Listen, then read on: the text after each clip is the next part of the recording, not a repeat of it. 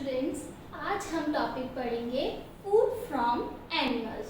Previous lecture में हमने जो फूड हमें प्लांट से ऑब्टेन होता है उसके बारे में डिस्कस किया था। फूड हमें या तो प्लांट से मिलता है या एनिमल से।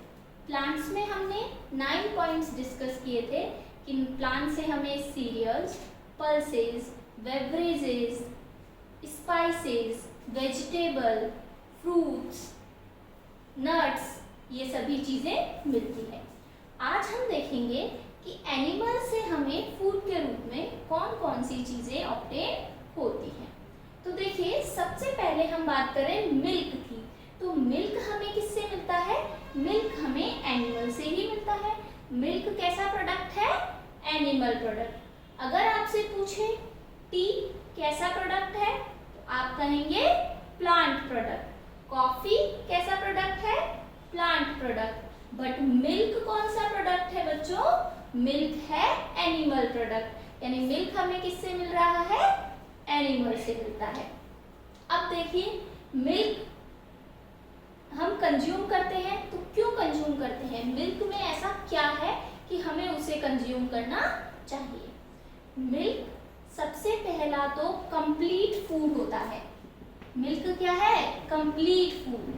कंप्लीट फूड से sense milk is a complete food. यानी मिल्क में वो सारे न्यूट्रिएंट्स होते हैं जिनकी हमारी बॉडी को जरूरत होती है, जैसे प्रोटीन, विटामिन्स, मिनरल्स, जो भी चीजें, फैट, कार्बोहाइड्रेट, जितने भी न्यूट्रिएंट्स की हमारी बॉडी को जरूरत है वो सभी हमें अकेले एक मिल्क में मिलते हैं। इसी वजह से मिल्क को क्या कहा जाता है? Complete food. Milk is called complete food because it contains all the nutrients like carbohydrate, protein, fat, vitamins and minerals. That's why we called milk as a complete food.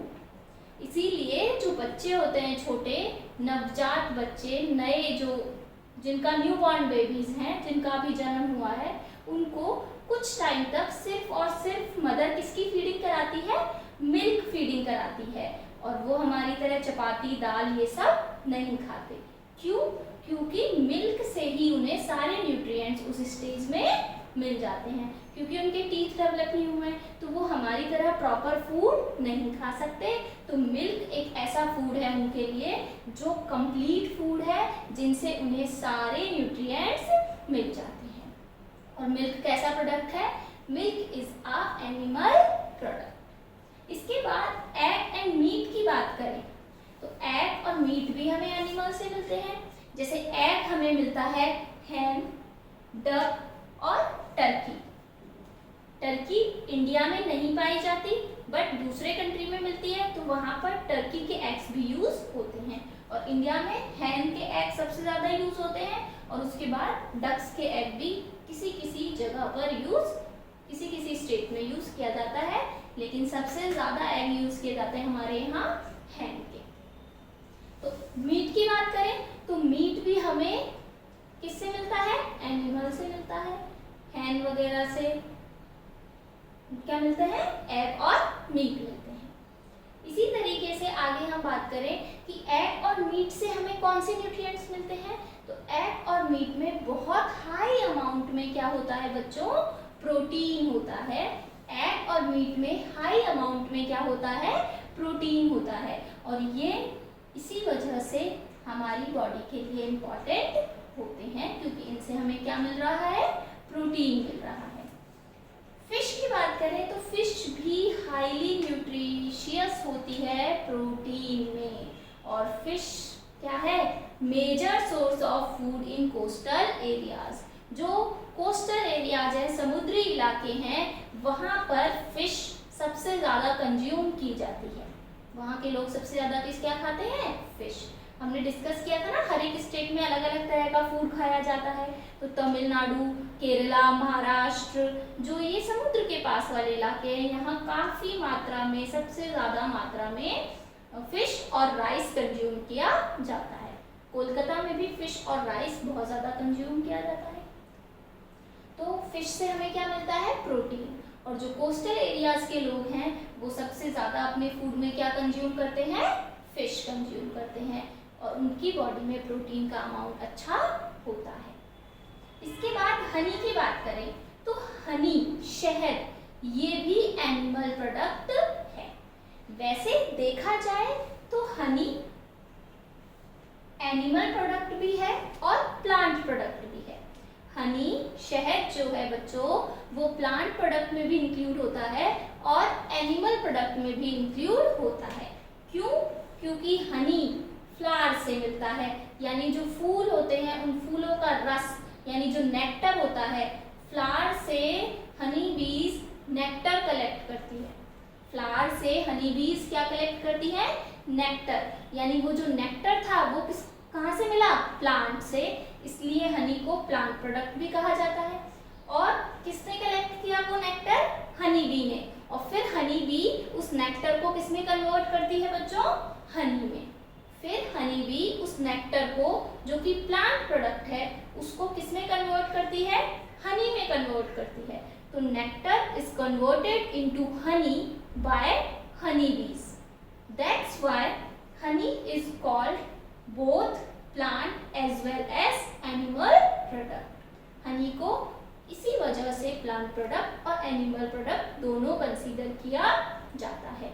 और honey is rich in sugar, मीठा होता है शायद खाने में, तो हनी में भरपूर मात्रा में शुगर होती है, वाटर, हाई अमाउंट में वाटर होता है और मिनरल्स भी होते हैं। और हनी भी हाईली न्यूट्रिशियस सब्सटेंस है, यानी बहुत ज़्यादा न्यूट्रिएंट्स होते हैं हनी में। हेल्थ के लिए हनी बहुत अच्छा होता है और साथ ही साथ हनी काफ़ी एक्सपेंसिव है, महंगा भी है। तो ये जो चारों हैं, milk, egg and meat, fish और हनी, ये बच्चों कैसे प्रोडक्ट हैं? All these are animal product. तो हमने सोर्सेज ऑफ फूड में प्लांट प्रोडक्ट पढ़े और आज हमने यहाँ एनिमल प्रोडक्ट्स खत्म किए। अब इसके बाद देखिए दो एक्टिविटीज हैं जो मुझे डिस्कस करनी है। पहली एक्टिविटी है to detect a rotten egg. अगर कोई अंडा अच्छा है या सड़ा हुआ है तो आप उसको कैसे पहचानेंगे कि ये एग रॉटन है या फिर गुड है? तो देखिए क्या करना है, आपको थोड़ा सा ल्यूक वार्म वाटर यानी थोड़ा गुनगुना पानी एक बर्तन में ले लेना है और एग को उसमें ड्रॉप कर देना है। एक बीकर में आपको थोड़ा सा गुनगुना पानी लेना है और एग को उसमें ड्रॉप कर देना है। अगर ये एग फ्लोट करता है यानी तैरकर ऊपर सरफेस पर आ जाता है, इफ एग फ्लोट, अगर एग क्या कर रहा है, आपने उसमें डाला और तैरकर ऊपर आ गया, यानी एग क्या है? रॉटन, यानी एग सड़ा हुआ है। लेकिन अगर हमने उसको थोड़े गुनगुने पानी में डाला एग को ऊपर से और egg remains under water, egg उसमें बर्तन में जाके नीचे बैठ जाता है, नीचे चला जाता है, तो एग क्या है? गुड। एग कैसा है? रॉटन नहीं है, अच्छा है। इस तरीके की एक्टिविटी आप अपने घर पर परफॉर्म कर सकते हैं और देख सकते हैं कि एग प्योर है या नहीं, यानी रॉटन है या प्योर है। अगर एग फ्लोट करेगा तो क्या होगा? रॉटन। और अगर एग अंडर वाटर रहता है तो क्या होगा? Good one. सिंपल। इसी तरीके से हमारी सेकेंड एक्टिविटी है detection of pure Honey. Honey की शुद्धता आपको पहचाननी है, हनी प्योर है या नहीं ये आपको जानना है। तो कैसे जानेंगे? बहुत इजी एक्टिविटी है, ये भी हम बहुत इजीली हमारे घर पर परफॉर्म कर सकते हैं। एंड आई होप कि सभी बच्चे इस एक्टिविटी को अपने अपने घर पर परफॉर्म करके देखेंगे। तो देखिए हनी की प्योरिटी कैसे चेक करनी है? इजी। एक बीकर में आपने वाटर लिया, एक बीकर में आपने वाटर लिया और उसमें 2 ड्रॉप, 1 ड्रॉप और 2 ड्रॉप किसकी डाल दी बच्चों? हनी की। 1 ग्लास वाटर में आपने 2 ड्रॉप्स हनी की डाली। अगर वो हनी की ड्रॉप्स, ये बीकर है, इसमें वाटर फिल है, इसमें हमने 2 ड्रॉप्स हनी की डाली और ये हनी की ड्रॉप अगर इस तरीके से यूं थ्रेड की तरह जाती है, अगर ये हनी की ड्रॉप कैसे जाती है? इस तरीके से थ्रेड की तरह बीकर में नीचे जाती है तो हनी प्योर है। लेकिन अगर ये ड्रॉप्स इस तरीके से ना जाके, थ्रेड की तरह ना जाके कैसे चली, वाटर में पूरे में मिक्स हो जाए, वाटर में क्या हो अच्छे से हनी मिक्स हो जाए, तो हनी इम्प्योर है यानी हनी प्योर नहीं है। बच्चों हनी कभी भी वाटर में मिक्स नहीं होता है। अगर हनी प्योर है तो वो वाटर में डिसॉल्व नहीं होगा, वो एक थ्रेड की तरह इस तरह से पानी में नीचे जाएगा और वो थ्रेड्स आपको बनते हुए नजर आएंगे। तो अगर थ्रेड बनता है हनी का तो हनी प्योर, और अगर वो अच्छे से डिसॉल्व हो गया वाटर में यानी हनी इम्प्योर। तो हम इस एक्टिविटी को भी घर पर परफॉर्म करके देख सकते हैं।